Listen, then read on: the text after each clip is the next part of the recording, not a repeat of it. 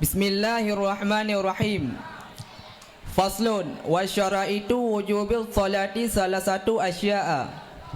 Ahaduha al-islamu fala tajibu salatu alal kafiril asli wala tajibu alaihi qada'uha idza aslama.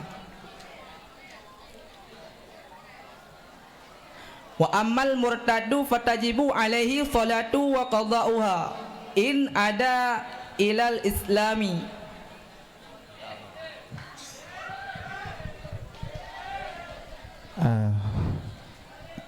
Aci negalan bak matan salah satu asya'a. Jadi yang nyanja ke pertanyaan, asya'a kalimat apa? Isim. Apa pengertian isim? Ma dalla ala mana fi nafsihi ghaira muqtarinin bi zamanin, yaitu kalimat yang menunjuki kepada makna dan tidak disertai dengan zaman. Tanda isim ini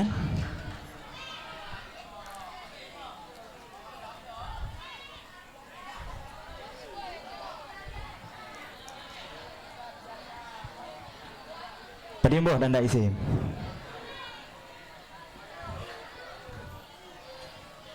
Tanda isim put.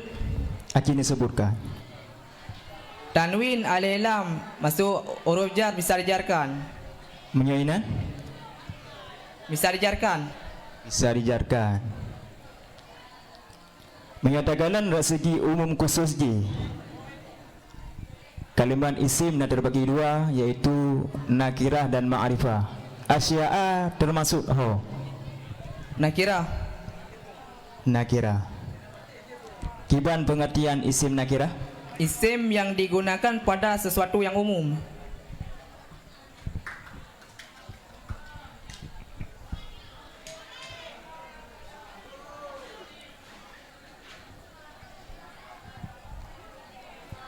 Asya'a merupakan kalimat mu'rab atau mabni? Mu'rab. Mu'rab. Padimboh pembahagian kalimat mu'rab. Ada 11. Ini disebutkan. Isim mufrad, tasniyah, jamak taksir, jamak mudzakkar salim, jamak muannas salim. Isim yang 5, isim tegas saraf, maksur, mangkus, mudzakkar pada mutakalim, fi'il mudhari'.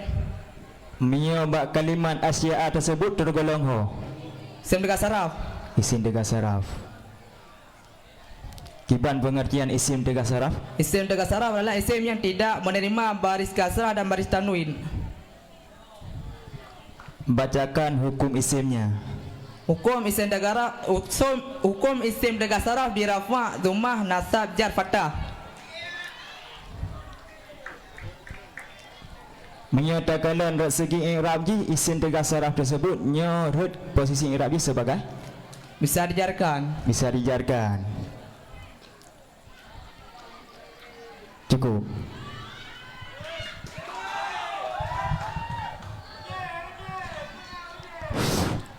Kak tunggu Jufri. InsyaAllah kan. Ba kalimat fatajibu alaihi salatu wa qada'uha in ada. In ada. Yang pertama ba kalimat in. Mupat. In ada. 4. In. In kalimat apa? In huruf Mu'rab atau mabni? mabni. Ada berapa semua kalimat mabni? Ada 8. Sebutkan. Fi'il madhi, fi'il amar, fi'il mudhari', mutasil dengan nun niswa dan nun taukid. Isim damir, isim mausul, isim isyarah, istifham huruf.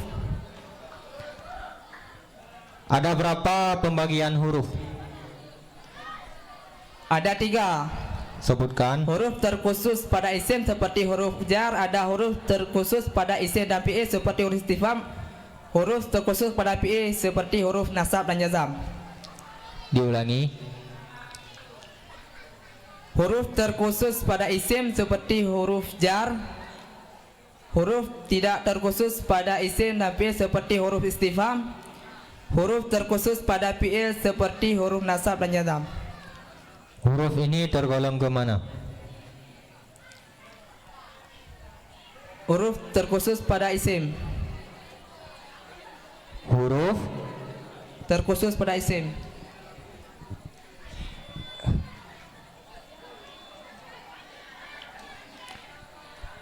Selanjutnya kalimat ada, yaitu in. Ada. Ada kalimat apa? Fi'il. Apa pengertian fi'il? Madalla ala makna fi nafsi muqtarinin bidamanin, yaitu kalimat yang menunjuki kepada makna dan disertai dengan zaman. Fi'il apa? Fi'il madhi. Apa pengertian fi'il madhi? Madalla ala hadisin wujida fi zamanil madhi wad'an, yaitu kalimat yang menunjuki kepada makna kejadian masa lampau. Tandanya fathah. fathah atau Fathah okey selama-lama. mu'rab atau mabni? Mabni. Ada berapa semua kalimat mabni? Ada 8. Sebutkan. Fi'il madhi, fi'il amar, fi'il mudhari', muttasil dengan nun taukid, nun niswah, isim dhamir, isim istifham, mausul, huruf dan isim istifham. Kalimat ini tergolong ke mana? Fi'il, Fi'il, fi'il madhi. muta'addi atau lazim? Lazim, Mengapa lazim? karena tidak ada maf'ulnya. Ma'ruf atau majhul? Ma'ruf, Tandanya tandanya fathah atau kasrah pada awalnya. sulasi atau rubai? Sulasi, Mujarrad atau mazid? mujarrad. Apa pengertian sulasi mujarrad? 3 semata-mata. Ikut wazan apa? Fa'ala, Apa faedah babnya? ta'di lazim. Salim atau gairu salim? Ghairu salim, Apa pengertian gairu salim? fi'il yang terdapat huruf ilat. Okey.